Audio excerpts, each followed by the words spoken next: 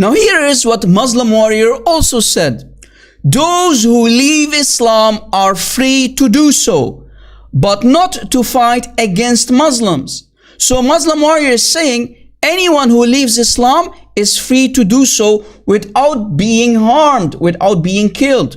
You can clearly see how the Prophet condemned his companions doing by killing innocent disbelievers and apostates.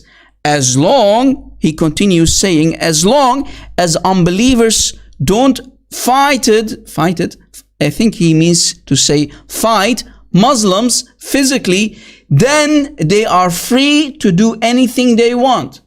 Muslim warrior, you have no shame, you have no honor, and you are a munafiq, you are a liar. Ya kadhab ibn kadhab. Let us see what Islam truly teaches.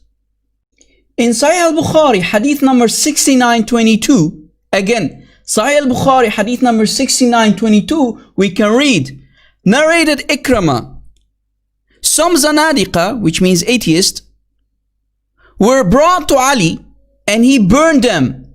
The news of this event reached Ibn Abbas, who said, if I had been in his place, I would not have burned them as Allah's messenger forbade it, saying, do not punish anybody with Allah's punishment, i.e. fire. Ibn Abbas said, I would have killed him according to the statement of Allah's messenger. Whoever changes his religion, i.e. his Islamic religion, then kill him. What did Muhammad say? Whoever changed his Islamic religion, then kill him. Muslim warrior, did you just call your prophet a liar and a deceiver? In regards to fighting those who don't believe in Allah until they accept Islam, this is regarding the pagans, that if the pagans who or the disbelievers fight against the Muslims, like the pagans of Quraysh, when they start fighting against the Muslims, they are not to be forgiven unless they embrace Islam, or unless the Prophet Muhammad grants them a security or a pledge, like he has done to many people before them. Now regarding the apostates, there is many narrations according to these different narrations which say that, in, for example, in Sahih Muslim, that Abdullah bin Mas'ud report Allah's messenger is saying, it is not permissible to take the life of a Muslim who bears testimony to the fact that there is no God but Allah and I am the messenger of Allah. But in one of the three cases, the married adulterer, so one who commits adultery, who's married and commits adultery, is to be stoned to death. A life for a life, so that means if someone murders, you are allowed to take the life's murder as a punishment for him. And the deserter of his deen, Islam, abandoning the community. So meaning, not only does he leave Islam, but he also leaves the Muslim community. So that means, like at the time of Abu Bakr, when there are some Muslims who apostatize and start joining forces like Musaylama, the false prophet, and Sajjah, the false prophet, they started to go desert Islam, leave the Muslim community, and join these forces against the Muslim community. So, and CP, if you want to see in Arabic, here it says, وَالتَّارِكُ لِدِينِهِ الْمُفَارِقُ لِلْجَمَاعَةِ. Okay, al-mufariqu lil-jama'ati is not a fourth case. No, life is the same case with the one who leaves his religion and leaves the community. Okay, because there's only three cases the Prophet ﷺ mentioned, and this is part of the case of the one who deserted Islam. So not only does he desert Islam, if he deserts Islam but remains within the Muslim community, does not plan attacks against them, does not spy against the Muslim community to plan against the enemies, then for this person he is not to be killed.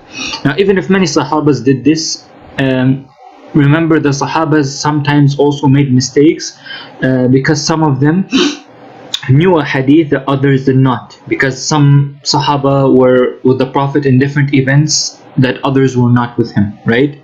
For example, Uthman did not take part in the battle of Badr. So if Uthman, one of the companions of Prophet who did not take part in the battle of Badr, would not know what happened in the battle of Badr, and would not have heard the Prophet Muhammad say something that others did not hear, right? if we go to another hadith, I can prove my point more. And as you can see in Sahih al-Bukhari here, okay, this is Sahih al-Bukhari, guys. This is the reference. Keep this in mind. I'll also try to post inshallah in the link description. Narrated Abu Qibala. Okay, once Umar bin Abdul Aziz sat on his throne in the courtyard of his house so that the people might gather before him. Then he admitted them, and when they came in, he said, "What do you think of al-qasam?"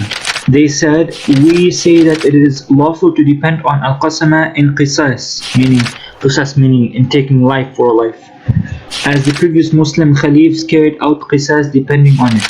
Then he said to me, "O Abu Qilaba, what do you say about it?" He let me appear before the people, and I said, "O chief of the believers, you have the chiefs of the army staff and the nobles of the Arabs. If 50 of them testified that a married man had committed illegal sexual intercourse in Damascus, but they had not seen him doing so, would you stone him?" He said, "No." I said, "If 50 of them testified that a man had committed theft in Homs, would you cut off his hand though they did not see him?"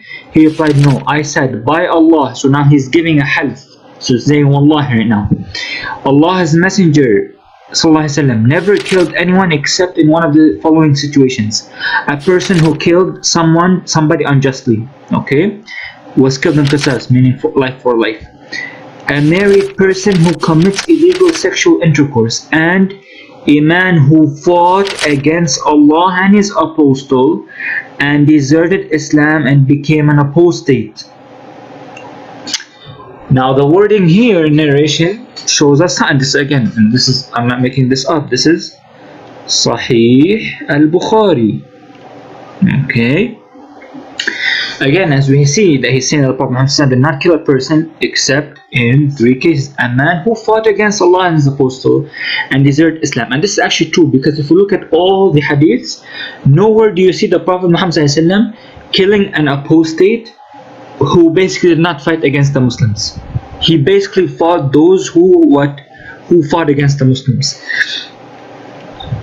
Then the people said, "Didn't Anas bin Malik narrate that Allah's Messenger ﷺ cut off the hands of thieves, branded their eyes, and then threw them in the sun?" I said, "I shall tell you a narration of Anas." Anas said, 8 persons from the tribe of Ukul," remember these people, guys, and this is the reason the Prophet Muhammad ﷺ killed these people, because they killed the shepherds and they deserted Islam. They became apostates after, while fighting against Allah and His Messenger. The tribe of Ukul to the Prophet Muhammad ﷺ and gave the pledge of allegiance for Islam. That means became Muslim, because as we see in other hadiths in Sahih Bukhari, the pledge of Islam is that to bear witness that Allah is one God, Muhammad is Prophet, to not kill to not kill a life without any haqq, to not commit adultery, to not steal. This is one of the pledges of Islam. When a person becomes Muslim, gives the pledge to Prophet Muhammad ﷺ. The climate of Medina did not suit them, so they became sick and complained about that to Allah's Messenger. He said to them, "Won't you go out with the shepherds of our camels and drink of their camels' milk and urine as medicine?" So Prophet ﷺ was doing good to them, right? And this, by the way, not only the Muslims came up with the idea that camel urine heals, this was also in the pre-Islamic periods. They used to use it as medication because they used to drink it.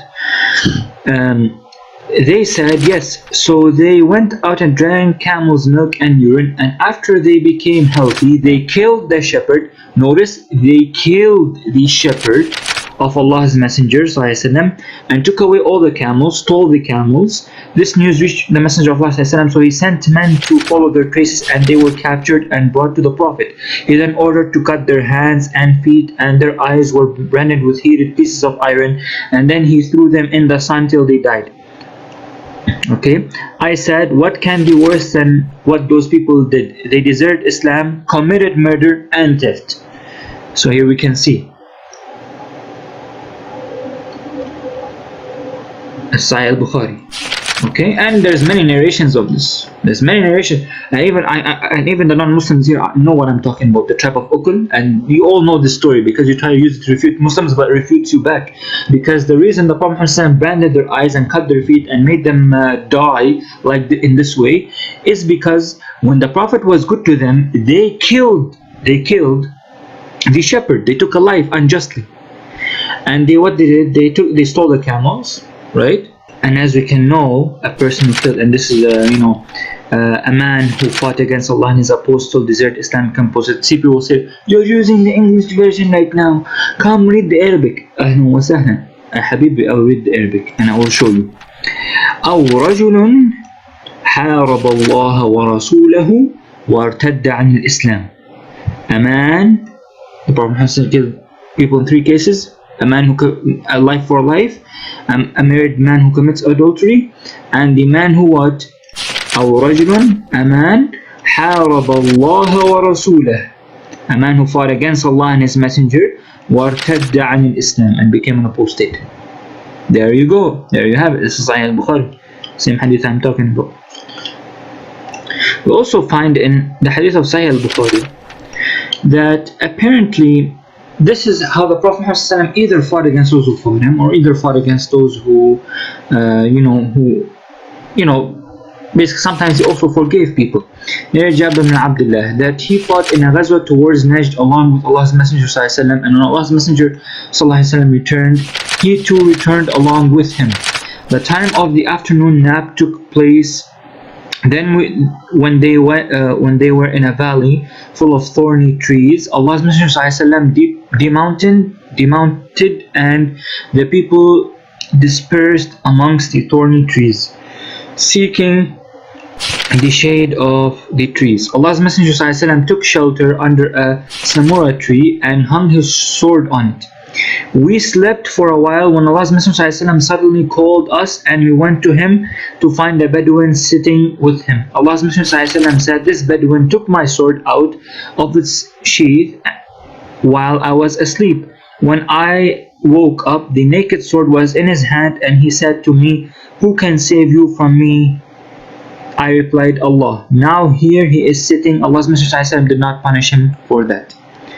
So this person tried to kill the Prophet ﷺ, but then in other narrations of the hadith, you can understand, in other narrations of al-Bukhari, you can understand that this man, and in Sahih Muslim as well, you can find this hadith, that this man was about to kill the Prophet ﷺ, but then the Prophet took the sword from him, and he said back to him, who can save you from me now? The man said, oh Allah's Messenger, Mohammed. He did not say Allah's Messenger because he does not believe in him right now. He said, oh Muhammad, forgive me for this. The Prophet says, are you going to become Muslim? The man says, no, but please do not. The man also said, I will not speak to anyone about the plan or where you are, so that they can come plot to kill you, and etc. So the Prophet forgave him for this. So as long as the man, he was upright, and then later on in the times he became Muslim, not at this same event, but later on he accepted Islam. Also in regards to the pagans, Ibn Abbas tells us in Sahih al-Bukhari hadith, Ibn Abbas tells us, narrated Ibn Abbas, the pagans were of 2 kinds as regards their relationship to the Prophet Muhammad ﷺ and the believers. Some of them were those with whom the Prophet was at war and used to fight against, and they used to fight him. The others were those with whom the Prophet ﷺ made a treaty, and neither did the Prophet ﷺ fight them, nor did they fight him. Okay, as you can see here as well, on Ibn Abbas, كان المشركون على منزلتين من النبي صلى الله عليه وسلم والمؤمنين. كانوا مشركي أهل حرب يقاتلهم ويقاتلونه، ومشركي أهل عهد لا يقاتلهم ولا يقاتلونه. Okay, there you have. لا ينهاكم الله عن الذين لم يقاتلوكم في الدين ولم يخرجوكم من دياركم أن تبروهم وتقسطوا إليهم إن الله يحب المقسطين. So it says here, Allah does not forbid you from those who do not fight you because of religion, and do not expel you from your homes, from being righteous towards them and acting justly towards them. Indeed, Allah loves those who act justly. The second verse, which means Allah only forbids you from those who fight you because of religion and expel you from your homes and aid in your expulsion, forbids that you make allies of them, and whoever makes allies of them, then it is those who are the wrongdoers.